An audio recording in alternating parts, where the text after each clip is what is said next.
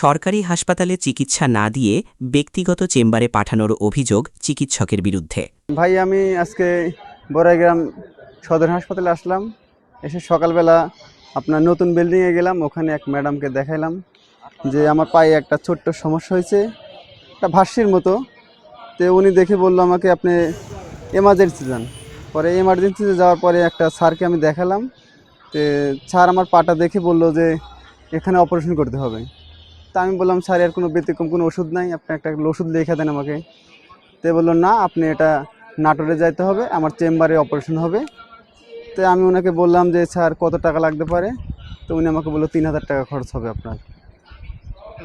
সরকারি হাসপাতালে বিনামূল্যে বা স্বল্প খরচে চিকিৎসা পাওয়ার আশায় প্রতিদিন শত শত মানুষ ছুটে আসেন উপজেলা স্বাস্থ্য কমপ্লেক্সে। জানার জন্য যে আসলে আপনি দিয়েছেন কিনা। হ্যাঁ আমি দিছি, আমি দিছি। এটা জানার জন্য এখন অন্য কেউ তো দিতে ছবি পারে, তুললাম কেন সেটা হচ্ছে প্রশ্ন। অন্য কেউ তো দিতে পারে, আমরা ওনার ছবি দিতে পারবো না। না ছবি তুলতে পারবেন না আপনি।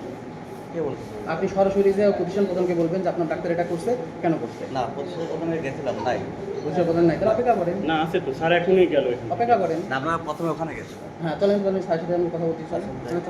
যা ওখানে তো কথা বলুন। কিন্তু সেখানে চিকিৎসা না দিয়ে রোগীদের ব্যক্তিগত চেম্বার ও ডায়াগনস্টিক সেন্টারে পাঠানো হচ্ছে, এমন অভিযোগ দীর্ঘদিনের। আজ বড়াইগ্রাম উপজেলা স্বাস্থ্য কমপ্লেক্সে কোজাইল থেকে একরাম নামে এক কৃষক পায়ে ফুসকুড়ি বা ফোড়া নিয়ে ডাক্তারের কাছে আসে।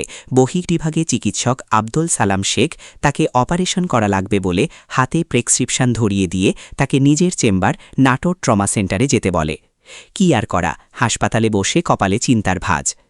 ডাক্তার আব্দুল সালাম শেখের কাছে চিকিৎসা না দিয়ে নিজের চেম্বারে যাওয়ার ব্যাপারে প্রশ্ন করলে সাংবাদিকের ওপরে চটে যায়।